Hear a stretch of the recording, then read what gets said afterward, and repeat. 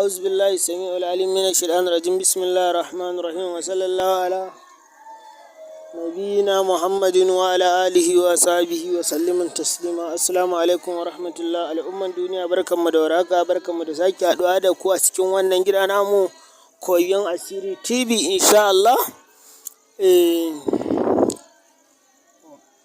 Wanda muke ƙara tunatar da yan uwa al'umman musulmi mu tashi tsaye game da ibdali sihiri, game da bincike kuma a san me yake damun mutum kafin a yi masa aiki.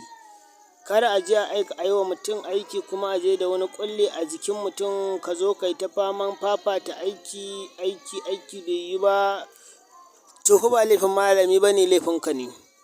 Don haka yan uwa mu rinƙa yawan shan asiri kar ya tambaya. Magani hakan nan na lalata asiri da sauransu insha Allah, saboda a gudu tare a tsira tare muke ga yan wannan ba dan komai ba, saboda yanzu duniya ta zama abin da ta zama. Wani riga zaka canza yana jin haushin ka, to ba mu da ɗauke da sirri ne kamar haka. Sirrin nan farko dai za mu yi magana akan ɓangare ɗaya ne game da ɗaurin aure.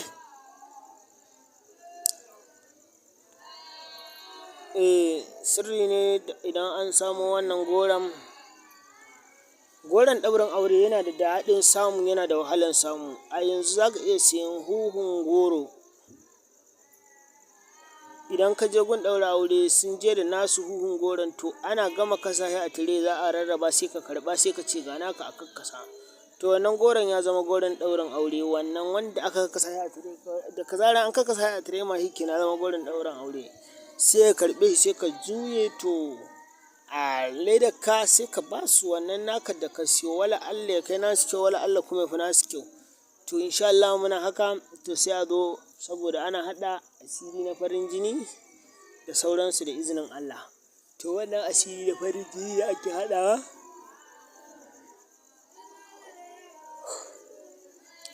shi ma muna nan da shi a ajiye insha Allah, saboda za mu ce ma kaman hayaƙi ne kuma kaman wanka ne.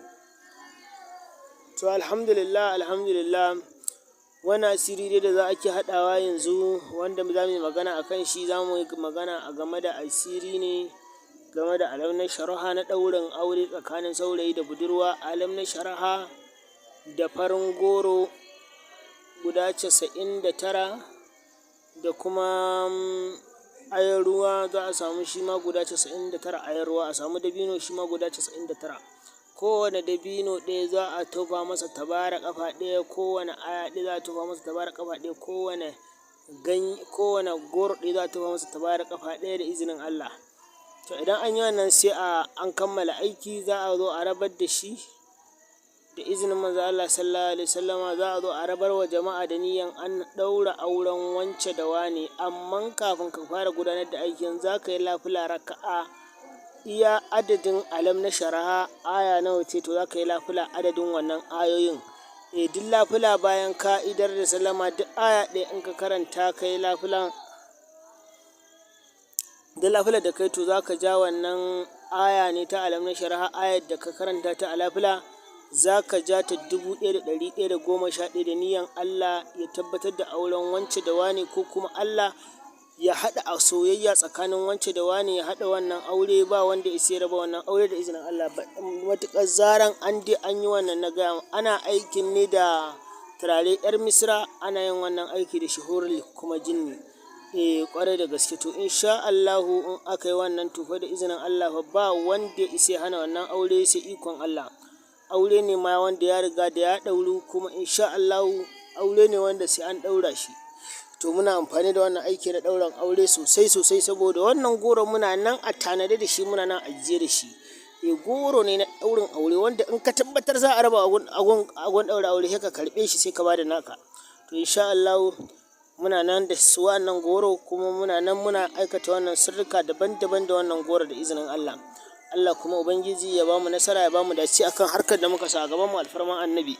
Tabbas a rinƙa yin bincike kafin a gudanar da aiki, saboda kar a je da asiri a jikin mutum ka zo kai ta faman shan wahala a aiki, abu ya ƙi ci ya ƙi cinyewa, mutum ya ga kamar an zalunce shi ne.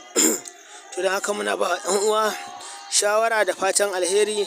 Mu ci gaba da addu'a Allah ya ba wa Najeriya mu da duniyar musulunci gaba ɗaya zaman lafiya. Wassalamu alaikum wa rahmatullahi ta'ala wa barakatuhu.